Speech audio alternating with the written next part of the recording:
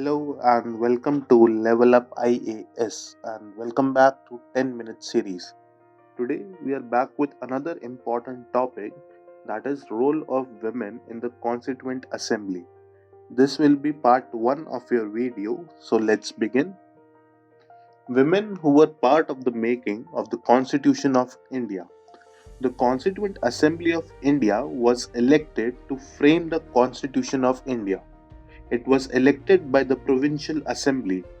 Following India's independence from British government in 1947, its members served as the nation's first parliament. Of the 389 members of the Indian Constituent Assembly, 15 were women. Ammu Swaminathan,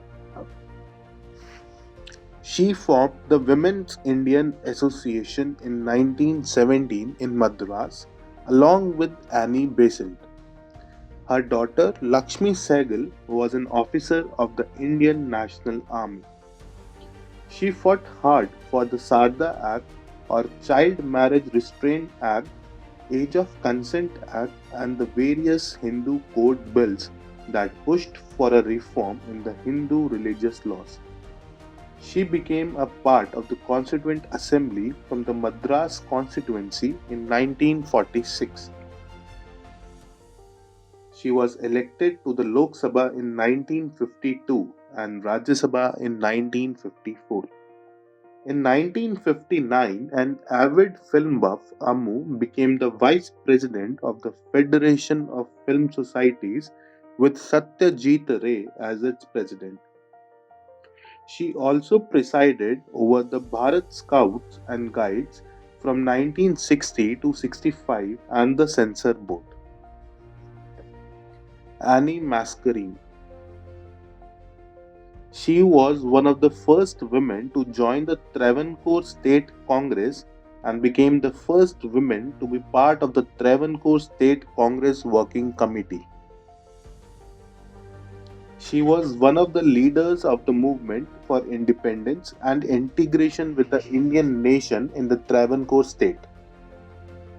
She also served on the Constituent Assembly's Select Committee that looked into the Hindu Code Bill. She was elected to the first Lok Sabha in the Indian General Election 1951. She was the first woman MP from Kerala and one of only 10 elected to parliament in those elections. Dakshayani Velayudan. She was the leader of the then titled depressed classes belonging to the Pulaya community who was severely discriminated against. She was among the first generation of people to be educated from the community and the first women to wear an upper cloth. In 1945, Dakshayani was nominated to the Cochin Legislative Council by the state government. She was the first and only Dalit woman to be elected to the Constituent Assembly in 1946. At the age of 34, she was also one of the youngest members of the assembly. Durgabhai Deshmukh. She founded the Andhra Mahila Sabha in 1937. She participated in Gandhi-led salt satyagraha activities during the civil disobedience movement. She was instrumental in organizing women satyagrahis in the movement. She was the first to emphasize the need to set up separate family courts after studying the same during her foreign visits to China and Japan. She was the first chairperson of the National Council on Women's Education established by the Government of India in 1958. She was awarded the 4th Nehru Literary Award in 1971 for her outstanding contribution to the promotion of literacy in India. In 1975, she was awarded the Padma Vibhushan. Hansa Jivraj Mehta. She served on the Constituent Assembly and was a member of the Fundamental Rights Subcommittee the Advisory Committee, and the Provincial Constitutional Committee. She was elected to Bombay Schools Committee in 1926 and became President of All India Women's Conference in 1945 to 46. She was married to Jivraj Narayan Mehta, an eminent physician and administrator who was the first Chief Minister of Gujarat.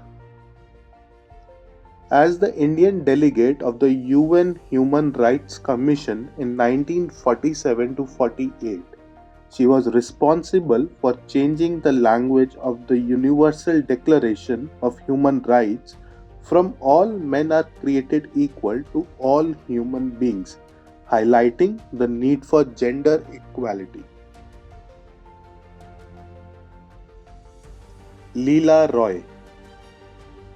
She was a freedom fighter and social worker who worked for the education of women in India. In 1923, with her friends, she founded the Dipali Sangh and established schools which became centers of political discussion. She was instrumental in forming the Dhaka Mahila Satyagrah Sangh, which played an active role in the anti-salt tax movement. She was the only elected woman member from Bengal to the Assembly. She was a close associate of Netaji Subhash Chandra Bose. Malti Chaudhary. During the Salt Satyagrah, Malti Chaudhary, accompanied by her husband, joined the Indian National Congress and participated in the movement. They educated and communicated with the people to create a favorable environment for Satyagrah. In 1933, she formed Utkal Congress Samajwadi Karmi Sangh along with her husband, which later came to be known as the Odisha Provincial Branch of the All India Congress Socialist Party. She also joined the Bhudan movement of Acharya Vinoba Bhave and was deeply influenced by both Tagore and Gandhi. Renuka Ray. As part of the Constituent Assembly from West Bengal, she made several interventions in the Assembly, including on women's rights issues, minority rights, and bicameral legislature provision.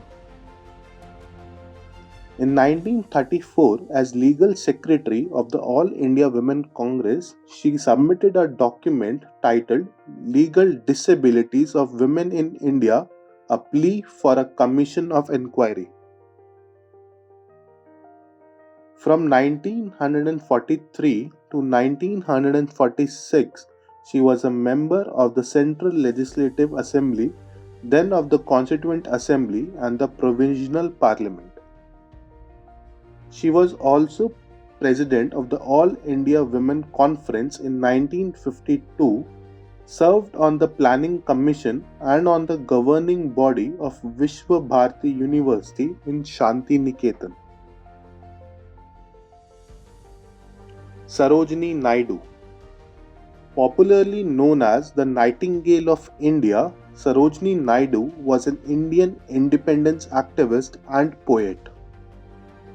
She became the first Indian woman president of the Indian National Congress, and later she was appointed as the governor of the United Provinces. She accompanied Gandhi to London for the inconclusive second session of the Round Table Conference in 1931. With this, we come to end for the part 1 of the video. Thank you.